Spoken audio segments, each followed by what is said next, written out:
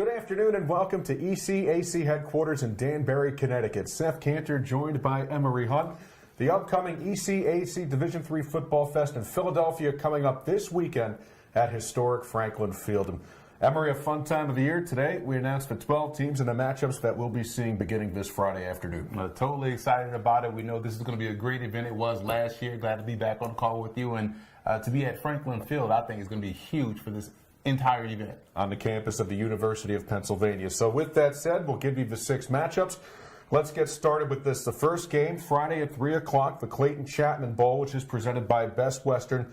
Kane University at 6-4 during the regular season against SUNY Cortland at 5-5. Emory, this is very intriguing. 2 NJAC opponents, former NJAC opponents, meeting up here, and should be a fun matchup. I'm excited about Kane's defense. You talk about a defense that does a great job in really shutting down the opponent's offense. Their secondary, Austin Davis, the outstanding cornerback, 4 interceptions. You also look at David Colvin, 4 interceptions, Vaughn Scott, 3 interceptions. So throwing the football against this football team is going to be tough, which is why it's a great matchup, because on the opposite side, you look at their offense that they're facing, great passing offense, so it's going to be a great game. Kane at the New Jersey Athletic Conference. Cortland made the move to the Empire 8 under longtime head coach Dan McNeil. The last meeting between these teams came a couple of seasons ago. 2014, Cortland won that one against Kane, 21-14. We talk about Kane. They have a terrific secondary, 14 interceptions this season. Yeah, just talk about their 3 guys in that secondary that made those interceptions, the 3 leaders, and Davis. Davis is a pro prospect, I think, in my opinion. When you look at what he did last year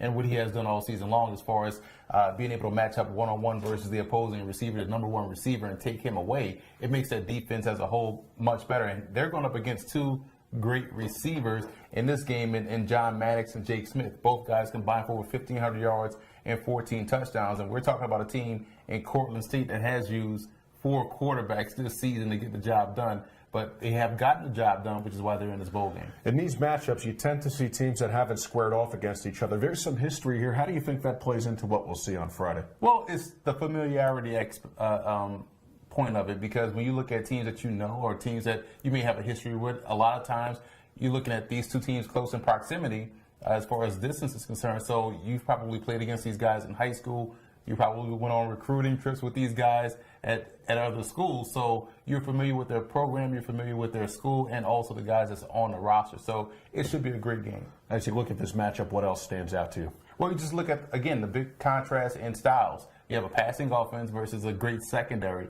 And that tug-of-war match is going to go on throughout the course of this ball game. I think will be the key determinant in this game. We don't want to fully break it down here. We're going to wait till the game. But I'm excited to see strength versus strength.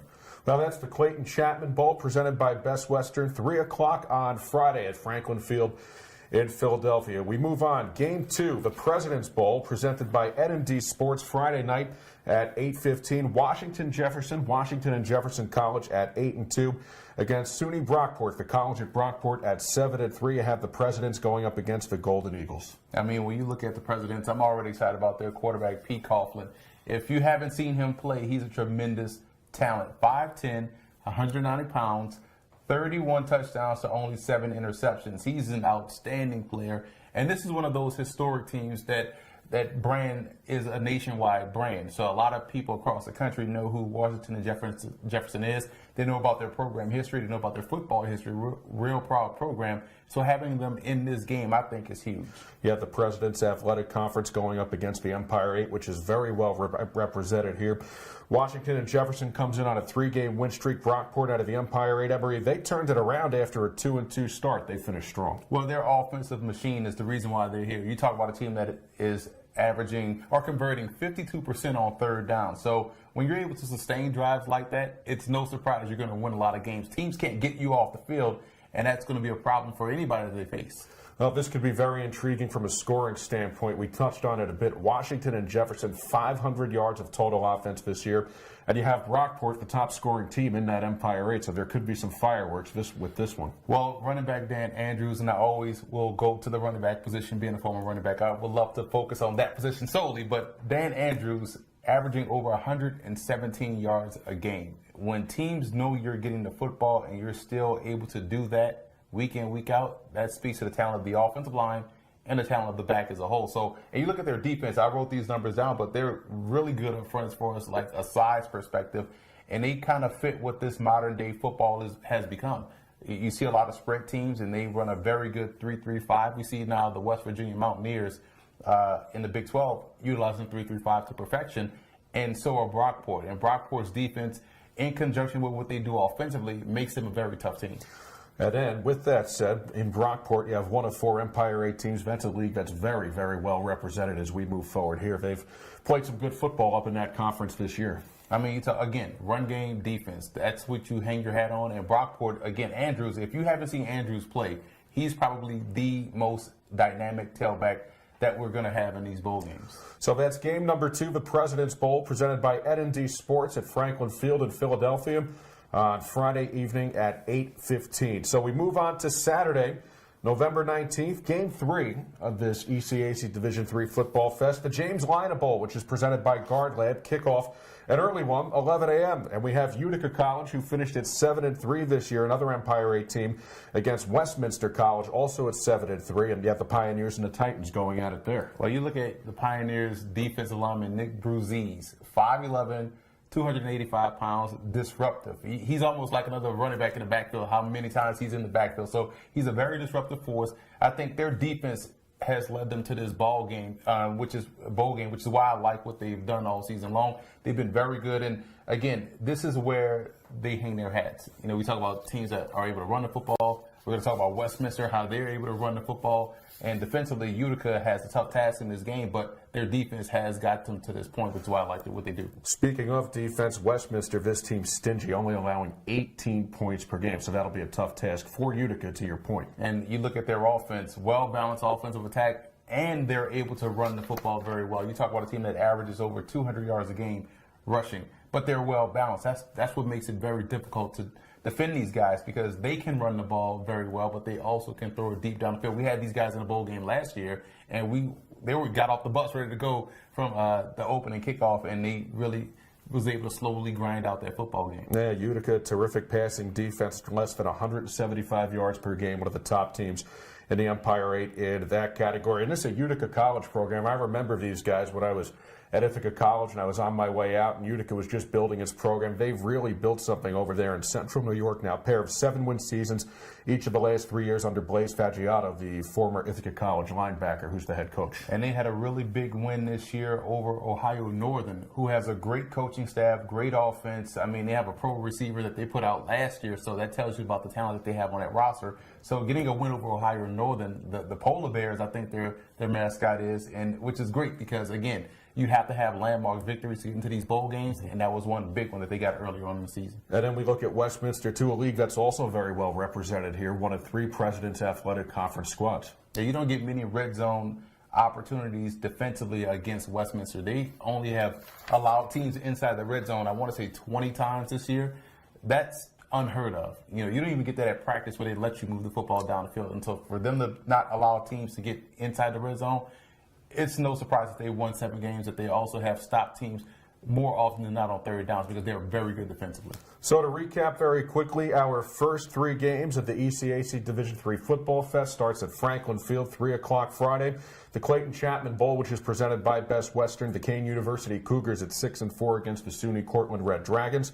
Then Game 2, the President's Bowl, which is presented by Ed&D Sports at 8:15 Friday night. Washington and Jefferson at 8-2 against SUNY Brockport, the College at Brockport at 7-3. James Lynaugh Bowl on Saturday. That's presented by Guard Lab at 11 o'clock. Utica College at 7-3. Westminster College, the same record. The Pioneers and the Titans. Of course, you can watch all of these on ECACsports.com. So, Emory, we have the first 3 games covered. We have 3 more to go. For what we've talked about so far, what stands out to you about the competition that we're going to see? Styles make fights, to use a boxing reference. And so when you look at, let's say, Westminster, their running game, their defense, C.J. Anderson, the outstanding outside linebacker, 36 solo stops, over 14.5 TFL, 7.5 sacks. So they're getting it done defensively, and they have premier players. And we look at the matchup, the first one we talked about with Cortland State and also Kane. Passing game, great secondary. So, again, the styles, matchups that we have so far in these bowl games, I think will make great watch for everyone out there. Later on, we'll also hear from John Rollins, the interim commissioner and CFO of the Eastern College Athletic Conference. We'll talk with him, get his thoughts Very insightful.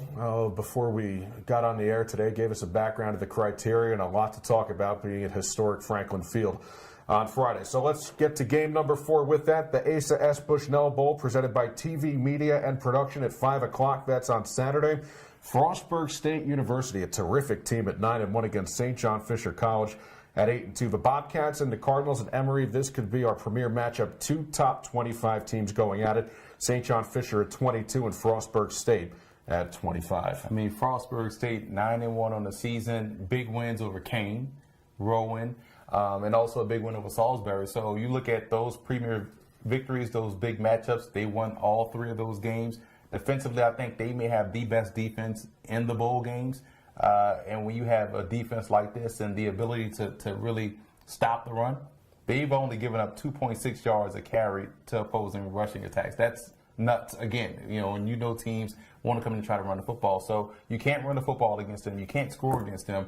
You kind of wonder why, this is a team that has had a lot of success, and that points right to it right there because, again, defensively, they're able to keep you out of the end zone and also able to stop the run. Yeah, Frostburg, the top defensive team in the New Jersey Athletic Conference, going up against the St. John Fisher team and the Empire 8, 15 straight winning seasons. Nothing short of impressive. And they had a big win this year over Springfield College, which normally has a really good defense and good offensive line. They'll probably do a great job up there with their football program.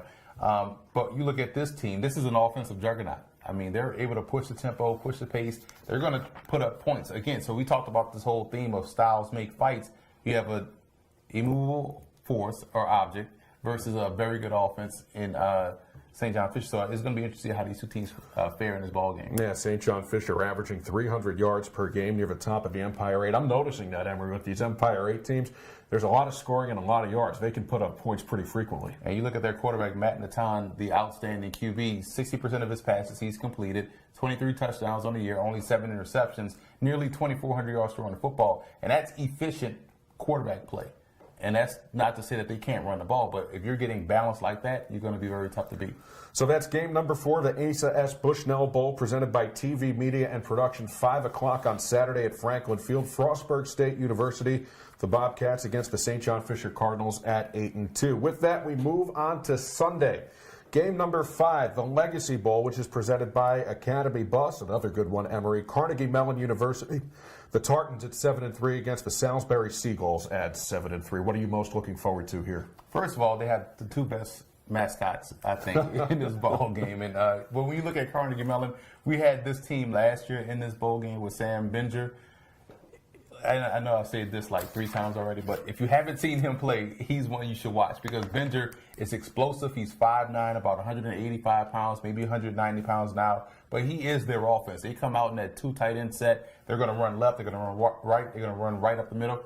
Play action pass is going to go deep down the field. They run the football the best because it's their scheme, and they also have the best running back, I believe, outside of Dan Andrews. Maybe 2 are tied for the best running back in this game, but Binger is a tremendous player. In terms of numbers, 158 yards per game just by himself and 23 touchdowns. And teams know he's getting the football, and they can't stop him. That is dominance, and that's the mark of a game breaker, and he's probably the best game breaker in Division III. Carnegie Mellon finishing strong, Emory, 5 straight wins. You talked about Rich Lackner, kind of like the old ball coach, but that team certainly responds to him, and he's built something special over there. And you look at their 3 losses. I mean, 2 overtime losses to Washington and Jefferson. They also lost another one in overtime to Washington, University of St. Louis. Shout out to those guys out there. They're great coaching staff they have as well. And a close loss by 4 points to Thomas More. So this is a really good football team. In that game they lost to Thomas More was 20-16. And now they face a team in Salisbury who we know is bringing their running game with them. That's the one thing that travels well, your run game and also your defense, and they have both. And Salisbury comes into this ball game averaging, nearly 300 yards a game on the ground? One of the top offenses in the New Jersey Athletic Conference, averaging 38 points per game and 455 yards per game. You spoke about their running as well, 7 yards per carry. That certainly sets them up for what they can do later in downs. I mean, if you have first and second downs where you're getting 7 yards a carry, it certainly puts you in great position to succeed. And we're going to learn a lot about their pass defense in this ball game because we saw last year how Carnegie Mellon was able to go deeper down the field off of play action, and their pass defense in this game, Salisbury, will have to be up to the challenge. Salisbury, a team that's had winning seasons in 14 out of the last 15 years in the New Jersey Athletic Conference under head coach Sherman Wood out of Salisbury State, an alum there. So we move on to game number 6, the Robert M. Scotty Whitelaw Bowl closes it out. It's presented by Dual Fuel at 5 o'clock. Sunday, November 20th at Franklin Field. SUNY Maritime, this is a nice story. The Privateers at 6-4 against RPI, Rensselaer Polytechnic Institute.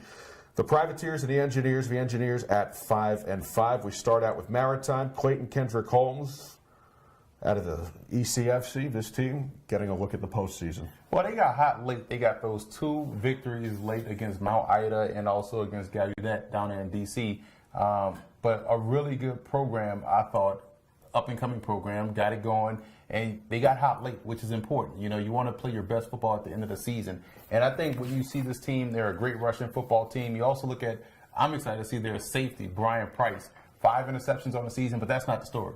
He's 6'5", 210. When you have someone that tall playing back deep and is able to show range sideline to sideline, that's a great talent to have. And again, you're not supposed to be that tall and that big playing back deep as a safety. You don't see that often. This is a relatively new program, and it's been built over the course of the last few years. Nice story behind Clayton Kendrick Holmes, the head coach, who's also a veteran, served overseas as well. The Privateers, a service academy in this ball game. RPI, the only Liberty League team, we saw them last year against Buffalo State. Well, here's a team that's defense is very solid, only giving up 18 points a game. Now, they're 5-5 on the season, so you may say, oh, this is maybe not a good team. No, that is totally not the case. They're 5-5, and their defense has done the job because they've scored only 21 points a game. But their defense has been the story. They're a great defensive football team. We had them in the ball game last year, and they played a classic in the bowl game. So, again, good to have the team back. Defense is solid. I like their running game with Mike Tavenis. Very good tailback as well. So, run game, defense travels. And I know what the weather is going to be like down there in Philly. And that's what you need in order to have some success. Well, let's transition to that very quickly after we talk about these 6 ball games. Once again, we'll recap it for you briefly. Game number 1, the Clayton Chapman Bowl, presented by Best Western. That's on Friday at 3 o'clock. You can watch on ECACsports.com. Also go there to get your tickets. Kane University at 6-4 against SUNY Cortland at 5-5. Game 2, the President's Bowl, presented by N&D Sports. 8:15 Friday night, Washington and Jefferson at 8-2 against SUNY Brockport, the college at Brockport at 7-3. That game again at 8:15. Saturday, November 19th, Game 3, the James Lynaugh Bowl, which is presented by Guard Lab. Early start, 11 o'clock. Utica College at 7-3. The Pioneers against the Titans of Westminster College at 7-3 as well. Game 4, the ASA Bushnell Bowl, presented by TV Media and Production. That's 5 o'clock. On Saturday, Frostburg State University, who's had a terrific season at 9-1. St. John Fisher College at 8-2. The Bobcats and the Cardinals, 2 top 25 teams. Then we move to Sunday after Saturday night's 5 o'clock game. Game 5, the Legacy Bowl, which is presented by Academy Bus at 11 o'clock. Carnegie Mellon University at 7-3 against Salisbury University at 7-3. And Game 6, the Scotty M. Whitelaw Bowl, the Robert M. Scotty Whitelaw Bowl, presented by Dual Fuel at 5 o'clock on Sunday.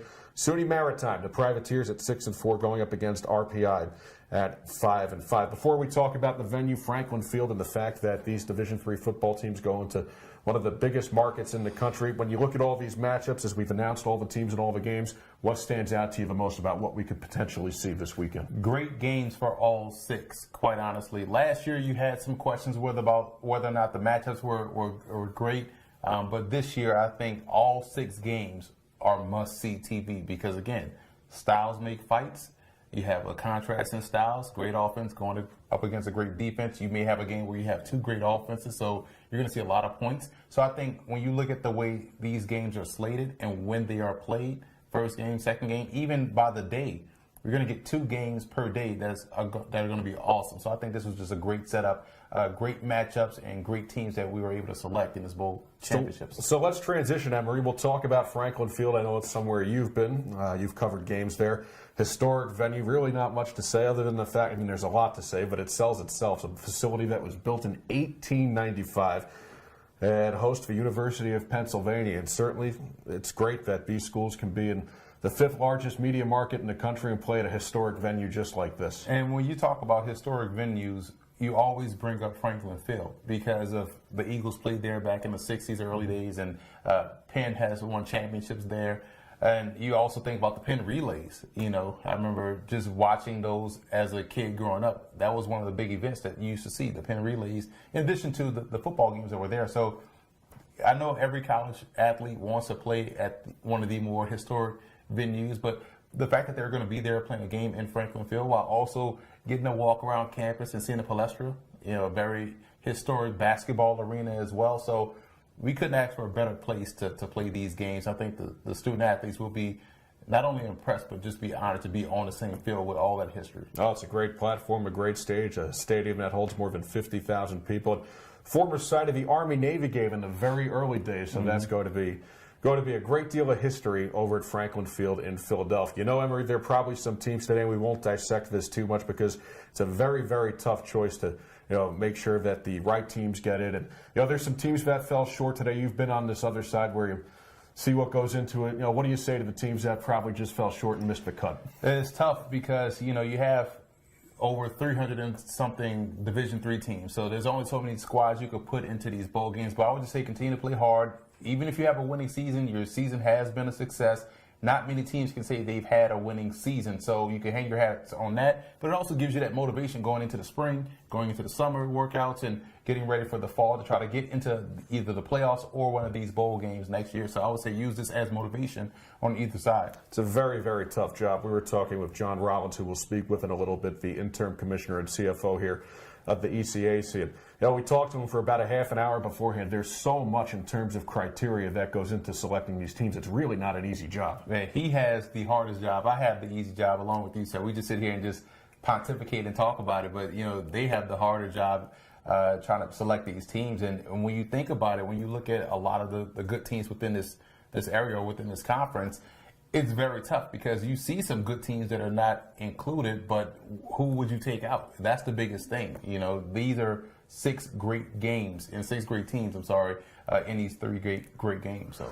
So we take a look at these 6 matchups, and we've broken them down, and we'll continue to do that over the course of a week. And we'll see you on Friday at 3, obviously. But if you had to pick a couple of matchups that you're most looking forward to here, where would you start? Right off the bat, Kane and also Cortland. Passing game, pass defense. That's going to be exciting. We talked about Carnegie Mellon in their matchup. I think that's another great game with Salisbury. So, I mean, those games, I believe, are the best ones. And you also look at Frostburg State and St. John Fisher. I think so.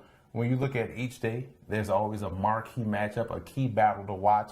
Always excited to see Sam Binger run, or any running back for that matter. But Sam Binger and Dan Andrews, I think, are two tremendous talents that the country will become familiar with after these games. You played football, Emory. You've obviously been exposed to postseason ball. What's it like playing at this time of the year? Actually, that's the one thing we hadn't had a lot of success when I was in college. So we hadn't had the opportunity to play in bowl games, but we were done by the time bowl games happened. So we got to watch a lot of bowl games when I was in college. But I will say this: when you're always playing post Thanksgiving, it's a great thing. It's always fun to have bonus practices. Coaches love it because you get more instruction, and you get to get those freshmen in there as well to, you know, get more practice time and suddenly even make an appearance in a bowl game. But I do know on the other side, when your season is done, you know, I remember when we were playing, this was my freshman year, we played Wofford at the end of the season, and it was, you know, we won the game, but we finished the season 2-9, and it was kind of like, you know,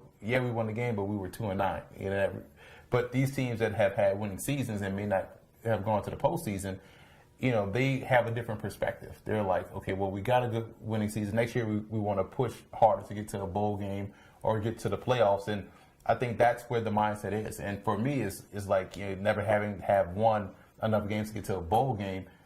When your season ends, you kind of wish you had more games to play. And so I think that's why these games are important for those that have gotten selected. You've covered games in Philadelphia late in the year. What's it like playing football in Philadelphia in late November? Cold. Number one, cold and windy, but it will be great football weather because I always like playing in the cold because you don't get tired. You know, you don't get tired. You don't cramp up as much.